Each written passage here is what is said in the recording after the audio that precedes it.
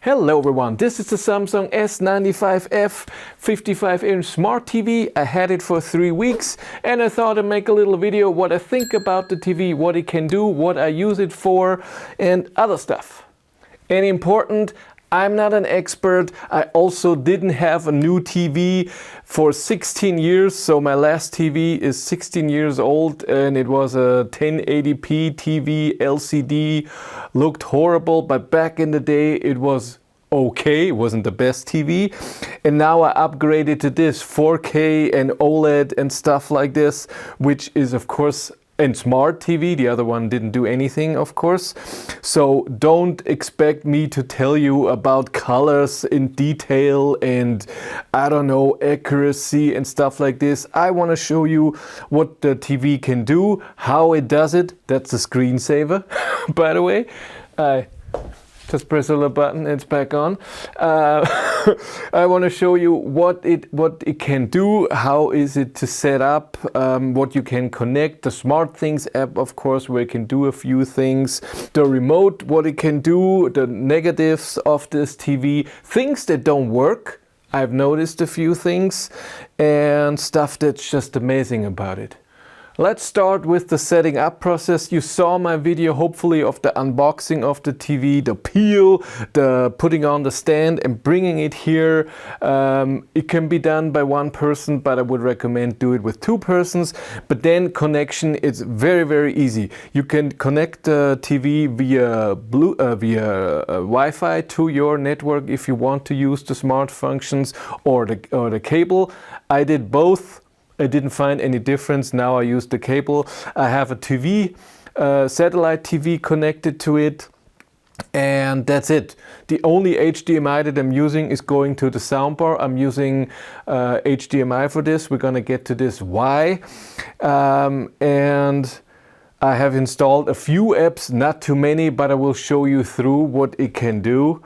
First, I want to start and show how fast it is. I mean, off, on.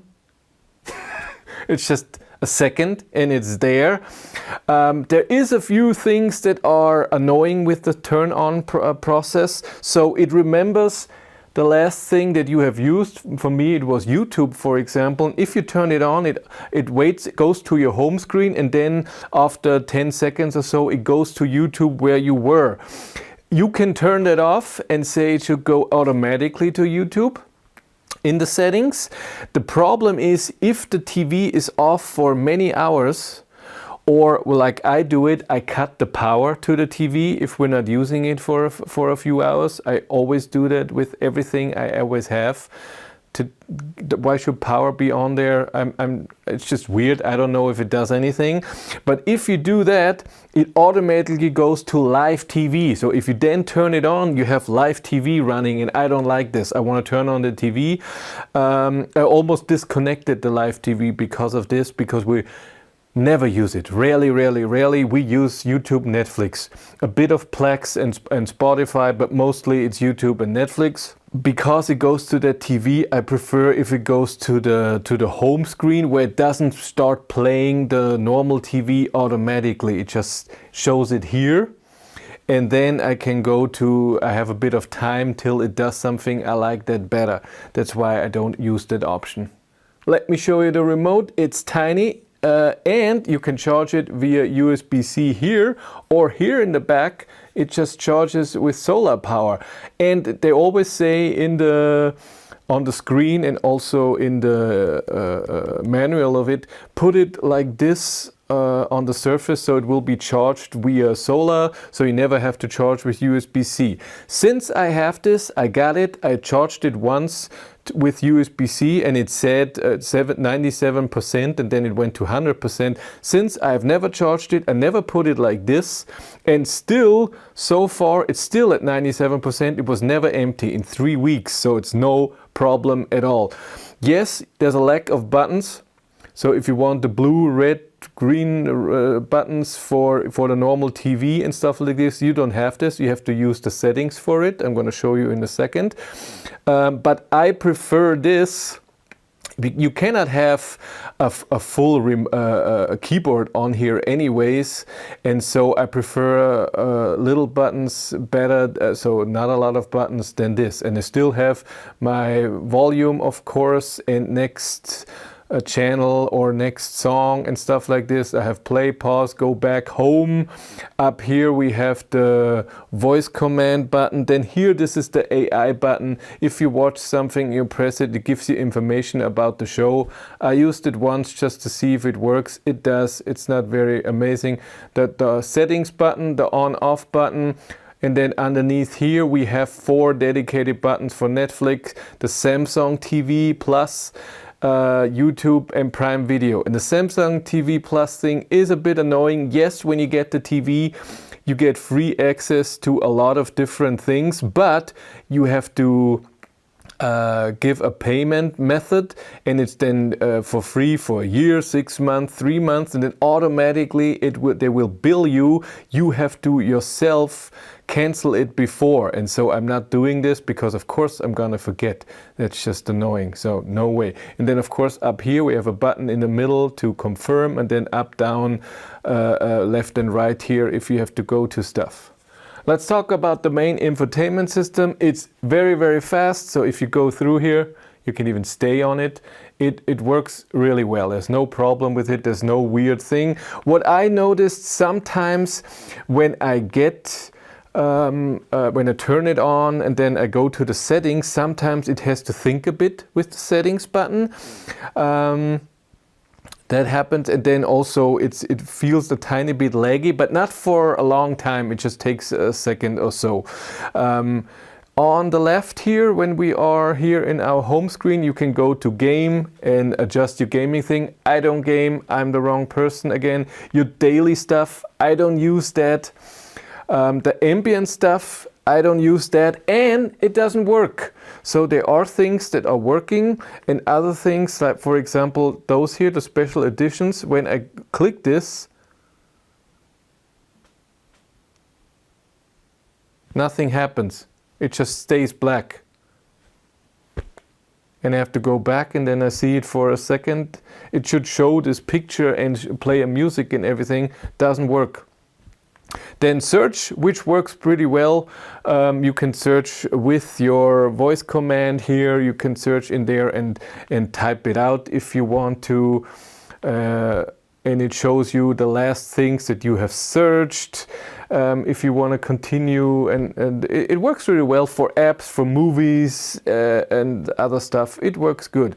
But I'm usually in the home screen where I have my stuff. Underneath there you would have connected devices like your SmartThings app, your remote. You can have settings for this, privacy choices, and then your main settings that you can go in like this. But I usually use the settings button, then because it looks the same, there's nothing. So when you press the settings button, you get first to your settings. If you press again, you get to your SmartThings, and if you press again, you get to the color.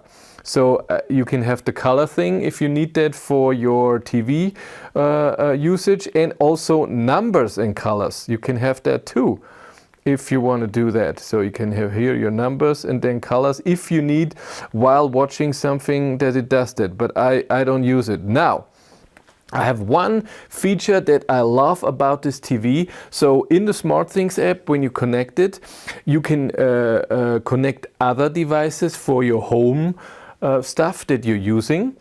And I have 4 surveillance cameras, and they are in the thing. So I can go to my settings and go to SmartThings, and it will show, I have the wrong one in here, it will show my camera from outside. It takes a second, 5-6 seconds, but then I can see the outside area and I can switch to different cameras.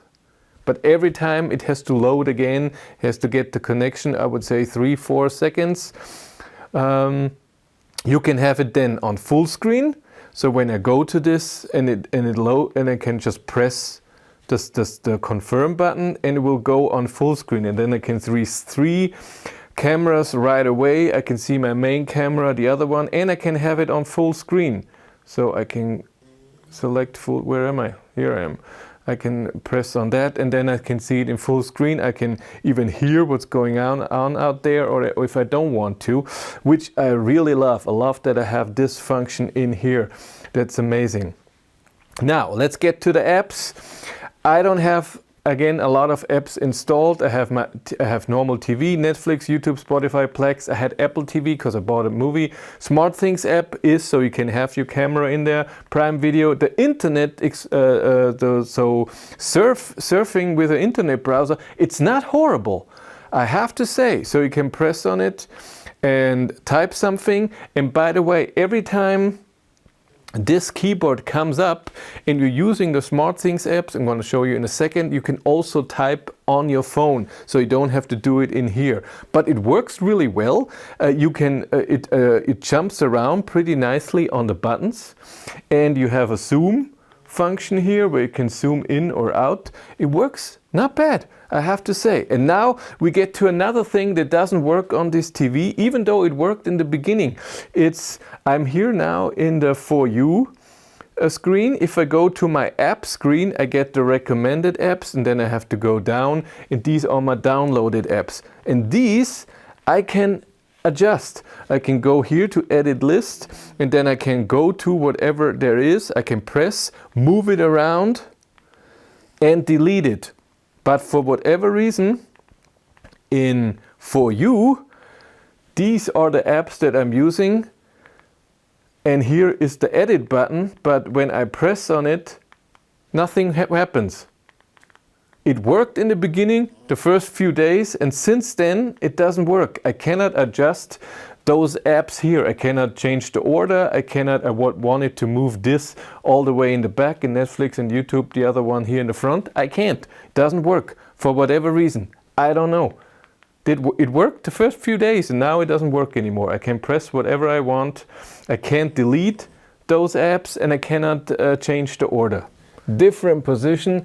Let's start. Before we do the settings, let's talk about all over when it comes to sound and picture quality.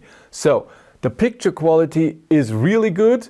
It can get really bright, not so bright that it hurts or something, but it can get really bright. One thing that's very, very important when you do settings for your picture, do not change the picture when you are in an app and you're not watching something, because I've noticed that when you are in an app, the picture here looks way different than if you then watch a show. On Netflix, for example, this is extremely dark, has way too much contrast that you can't see grays. It's just very, very dark, and if you brighten this up and adjust it to a view where you say this looks good and then you watch something, it doesn't look good. So don't do that. Do not look at this the same as with YouTube. When you go on YouTube, you can barely see anything, and some you can, some you can't. Just forget about it. Do not adjust your picture, what you see, what it looks like on the app. Only do it when you're watching something. Very, very important. Okay, picture quality, amazing. 4K for us, totally unnecessary. Because we are too far away, I would say around 3 meters away from the TV. We didn't want a gigantic TV, 55-inch is enough. And if I watch a 4K movie or 1080p movie on the couch, I don't see a difference. If I'm a meter away, I see a difference, but it's also not so amazing that I'm saying, ooh. So that's why when I'm watching something, I barely use 4K. 1080p is just fine because it already looks amazing. Sound.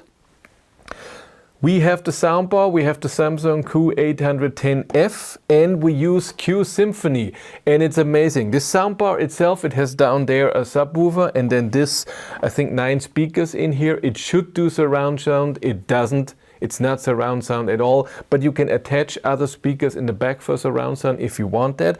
We don't do that. The soundbar itself already sounds good. The TV speakers, if you are using those, I'm gonna show you in a second, they're not horrible. They're a bit thin, they are a bit quiet. The soundbar is just 100 times better when the bass is incredible, but also the voice that you can understand and you don't have to turn it up that loud is just 10 million times better. But now the funny thing, so Q-Symphony is the technology from Samsung where the TV is using the speakers and the soundbar is using the speakers both at the same time. You can adjust this, you can go into sound system and say only the TV speakers or just the soundbar or Q-Symphony. And the exciting thing is Q-Symphony really sounds the best. I didn't think it would do that because you hear that all the time. We have this new technology, it's amazing, and then you test it and you're like, eh. But this really does. Music sounds better, voice sounds better. The soundbar itself is already good, but with the speakers there is a bit of crisp coming from the highs and it feels way better. I like it a lot. We do not use sound. You can have sound mode. It can be standard, surround, game or adaptive sound. We use adaptive sound and it sounds the best for music, for TV shows, for YouTube videos, for very old TV shows. Everything just sounds good. It adjusts the sound according what the source is. So if it is music, is it voice, and it does it very well again in Q-Symphony, and I'm gonna show you that. I mean, what you're gonna hear is, that's a video of mine, and you're gonna hear this microphone, that the speakers are in the back, so it's better if the TV would be on a wall and it would reflect the sound. Here it doesn't, we even crook it, but still this is the just the speakers on the TV. Maybe you can hear a difference. Here in Germany, this is the Volvo EX30 cross country. Let's test it a bit.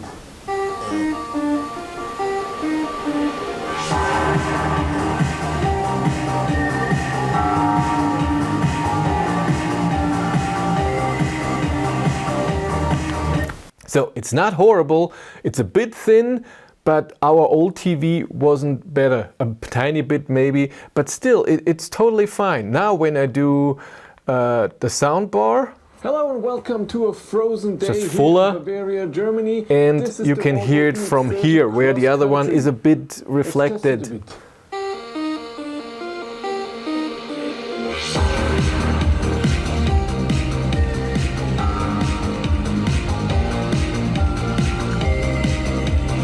But for us, we noticed, for us, when we're sitting there, right here, maybe you don't hear it that much, but for us, it just sounds the best if I use Q-Symphony, if it's TV and the speakers, the soundbar at the same time.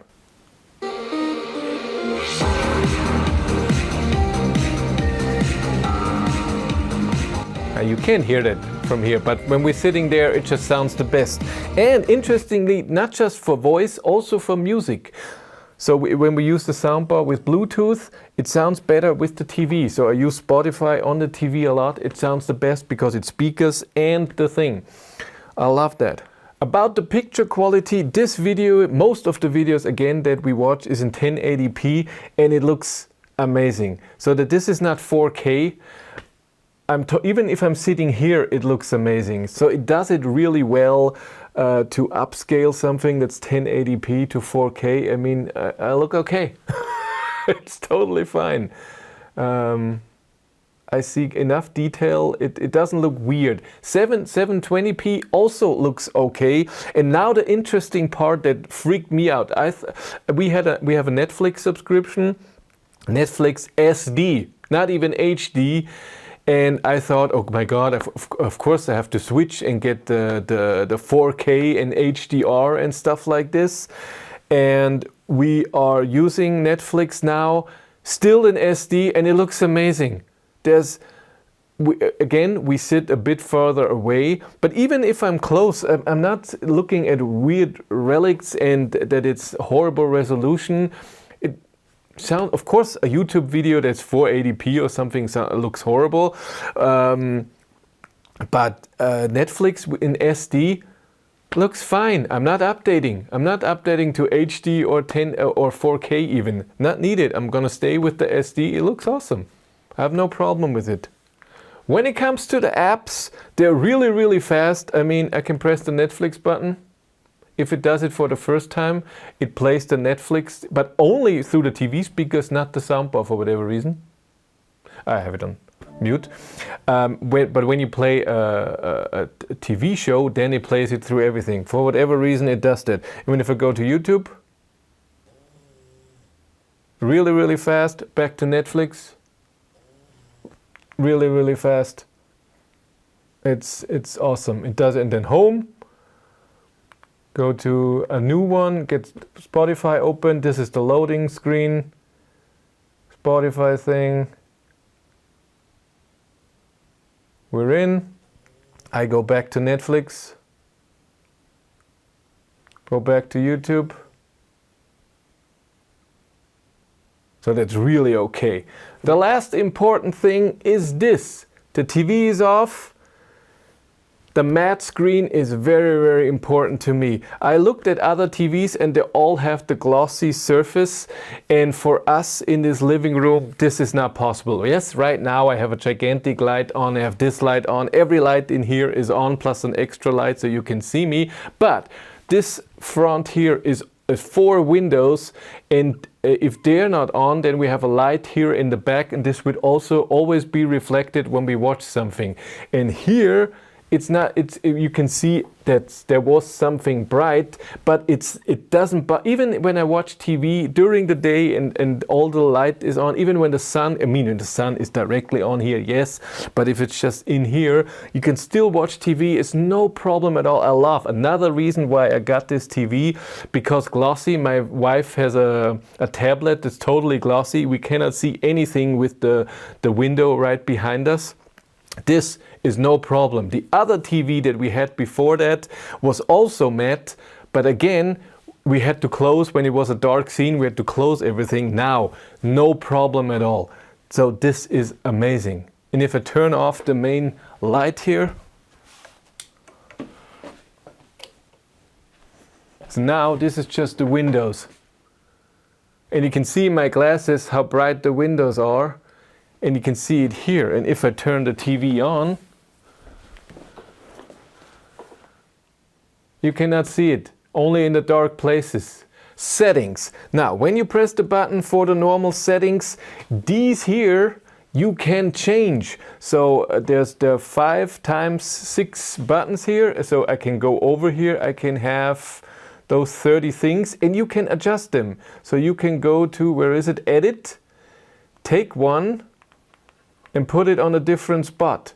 That works really well, and then you can have whatever you want. That's why I have the sound output here at Q-Symphony, because when the power is off, or when you don't use the TV for many hours, let's say overnight, when I turn on the TV, it doesn't automatically turn on the soundbar. It just uses the TV speakers. And that's why I have the sound output here. I just press it first, and TV speakers here, and Q-Symphony is here, and then when I get to Q-Symphony, it turns on the soundbar.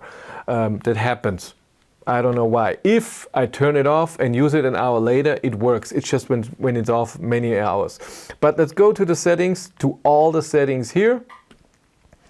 What you get, oh, by the way, here in the settings, you also see the last settings that you want to use. And if you change something here, you only get on some right to this mode.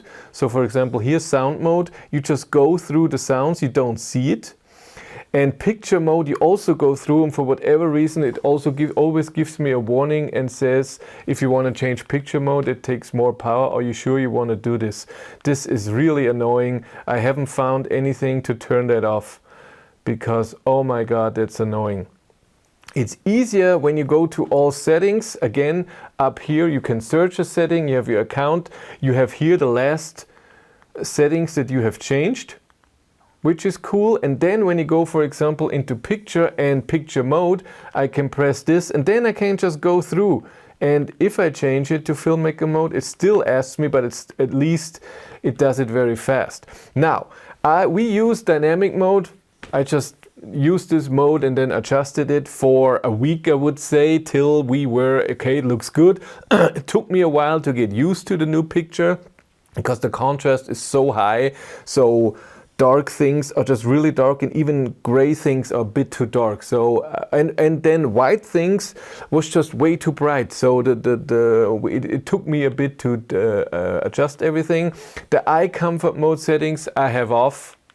Don't need that. Smart calibration only works when you have a smartphone from Samsung. I have a Google Pixel, and when I scan this code and go into the SmartThings apps, it doesn't work.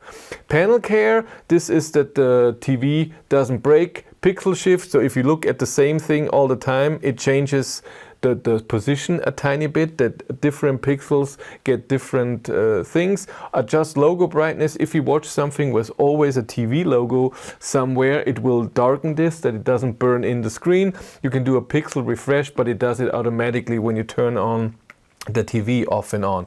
Expert setting. Now here we have brightness, contrast and everything. And again, I went through these settings many times till at some point I was, okay, this is fine. And so now I'm only adjusting if I'm watching a really good new movie, I'm going in filmmaker mode. And if we watch Netflix, YouTube video or anything else, I'm in this dynamic mode. But again, you can change all of this standard, dynamic and eco to whatever you want. So you can do eco in very bright and dynamic in very dark, for example. It's just a different thing. You have auto HDR remastering pro. It doesn't look very good. If you are watching something with HDR, it can be standard or static, or it can change. Static looks better. Otherwise, it changes so much. And then peak brightness, you can adjust from medium to high. I have it in off. The contrast enhancer only use with HD in filmmaker mode. Shadow detail. Then we have a lot of other things that you can. The color space. You can put it in different color space. I have tried around and didn't find an improvement. Color booster I have off, it just looks already great. Color tone, in the beginning we had it on cool, but then we saw that white looked, because white looked pink in the beginning, but either we got used to it or we are fine. Picture clarity, or we are just idiots. Picture clarity is off. Also, again, don't need it. The picture size settings, I can change it. Yesterday, I wanted to watch on Prime Video a movie, and it was in the wrong format. Even if I watch it on the TV or on the phone, they just did it wrong, but I couldn't change it. Just not down, and you can reset this. But I can go into filmmaker mode, where I have adjusted a few things. It's a bit more warm, the whole thing, and I have different settings in here for color and everything, but again, I use it mostly if I watch a real new movie and if it has HDR or something. By the way, when you are using Prime Video or Apple TV, for example, I'm sure there are more apps.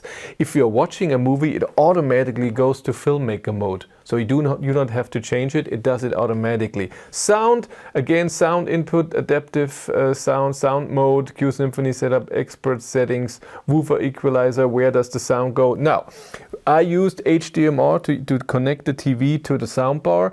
It should work with Wi-Fi. Both are connected to the same network. It didn't work in the beginning, and then I thought the cable is better anyways. We're gonna do it this way, and this is how it's done.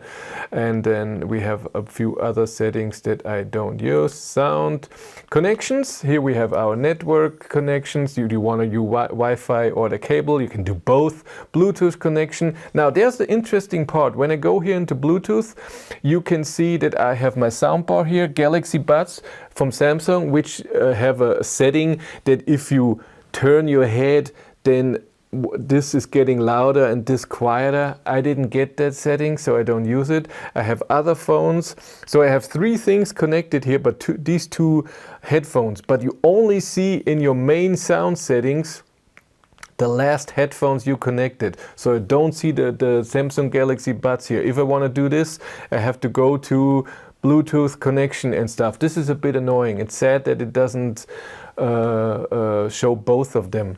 And you have a device connection manager, Apple AirPlay settings, Google Cast settings. It's not a setting, it just tells you how it works. So I don't know why it's setting. Then we have advanced features, live translate settings, AI. I have this all off. I tried it. even the AI mode, so auto brightness. And then at night it was too dark, and during the day it was too bright. That's why this is all off. You could do adaptive sound settings here and have the adaptive sound pro, adaptive volume, active voice amplifier, but the sound is good. It doesn't matter if it's an old TV show, new TV show, a movie,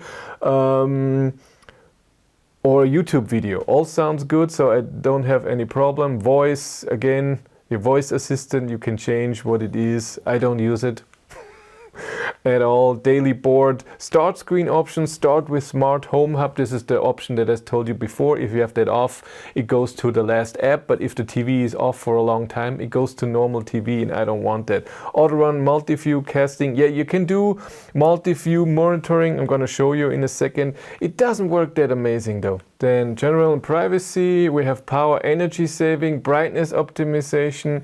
I have this on, but it doesn't do too much. I tried it with motion lighting, reduce power consumption with motion sensitive brightness control, outdoor power saving, sleep timer, off timer and stuff, parental setting, external device manager, and time, language, menu style.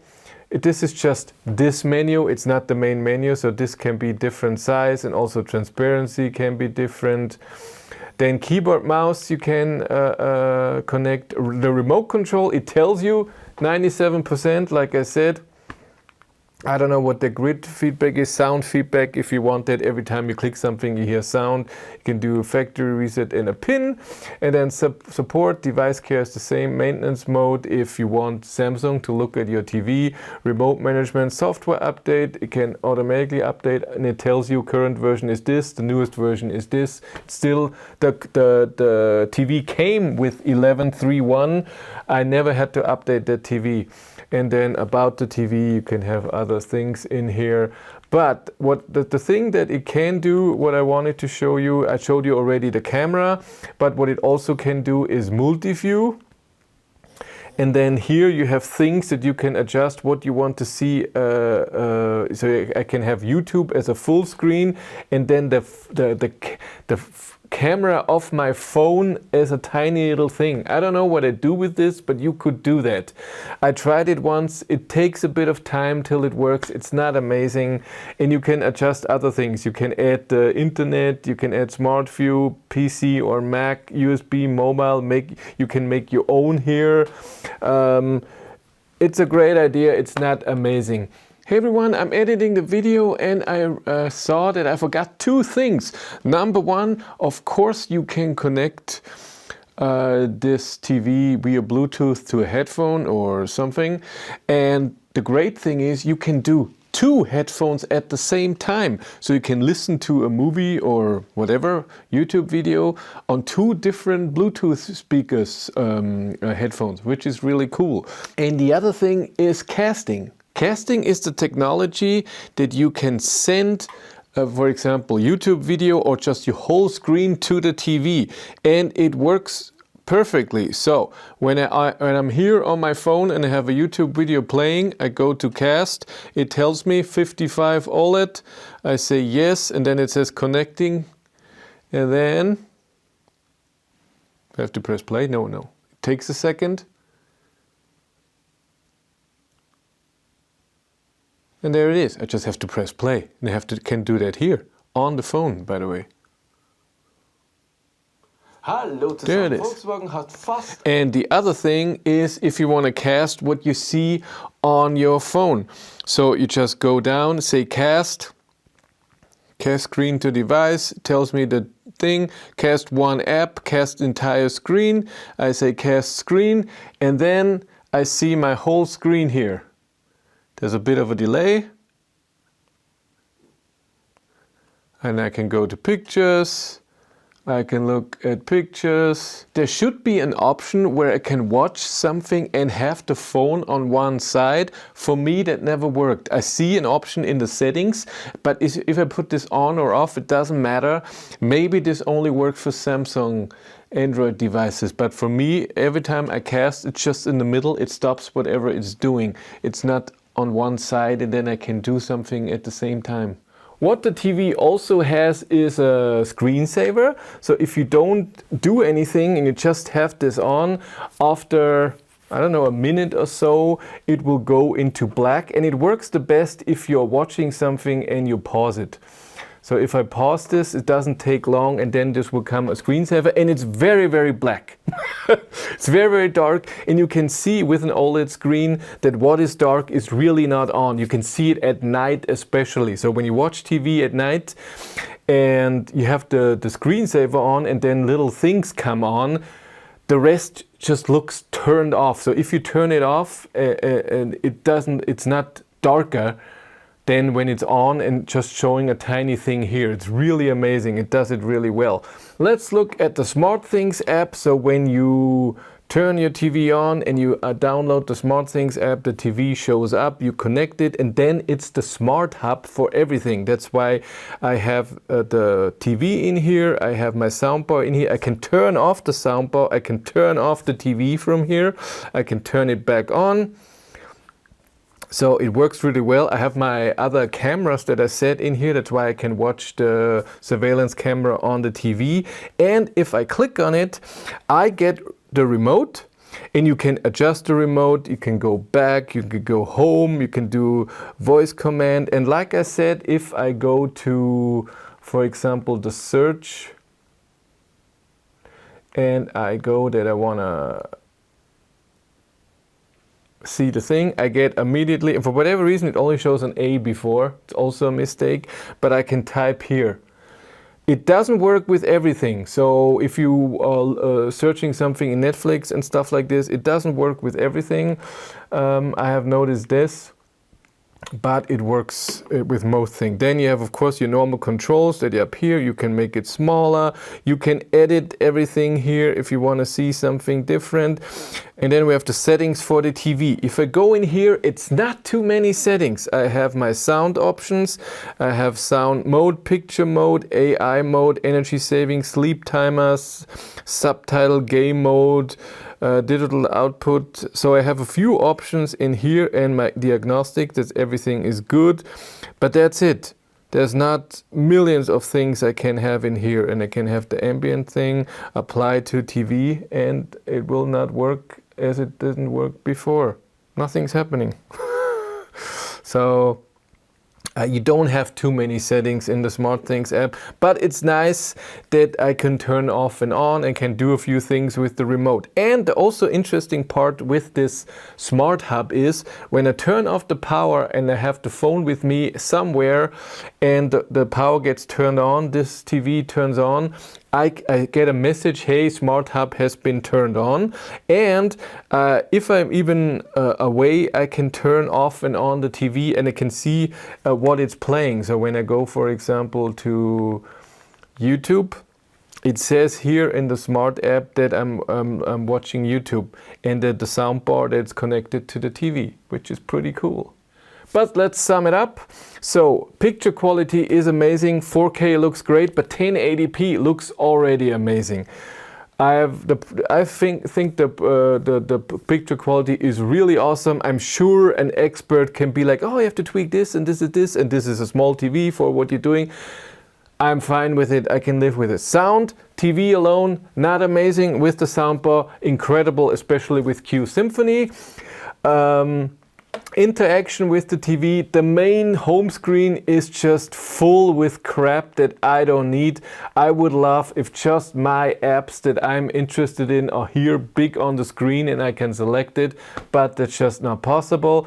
All the other stuff, game, daily, ambient, I don't need. The search I used a few times and it works okay. The settings, again, sometimes it's a bit of a lag in there, but usually it's fine. I like that I can adjust the settings to my most important up here, so that when I just press on it, it's there. I love that I can see my surveillance camera and it doesn't take long. I just press on it and it's already loading, and it just takes 3 seconds, but I'm sure it's not the TV, it's the camera and the whole system, and then it's there and I can see it on full screen. I love that a lot. The apps and the interaction with the apps is really, really fast. Like I said, YouTube and then Netflix, it goes really fast. It's awesome. The YouTube app, when it comes to what it shows, the videos that you want to watch, it's better on the phone than on the TV, I have to say. Volume is also great. It goes really, really loud with the soundbar. We only have it up to 13 maximum, or when we're listening to loud music, maybe 20. Never went up there, and it goes to 100 or 50. So it's great. A big selection of apps if you want to use them. We are using Plex as well with the home server. Works also great, awesome. I never connected a USB device to watch something off that. No idea, only via the network, and it works. And it looks good. The negative, again, is that I cannot adjust this. I would love to adjust this because it just doesn't work. And yeah, that's a bit sad. And that it goes back to the TV every time the power is off or you don't use it for a while. I would love if it was just now it's YouTube. When I turn the power off, it's again on live TV and not on YouTube. But it would be nice if it would just keep that. That's sad. But other than that, I love the TV. I'm very happy I got it. It makes us happy every day. The improvement from the other TV to this is just incredible. And it's just so easy. The remote, I love that it doesn't have millions of buttons. That's exactly what I wanted. It's perfect for us. And I hope this review was nice for you too. Thank you very much for watching. Have a great day and take care. Bye.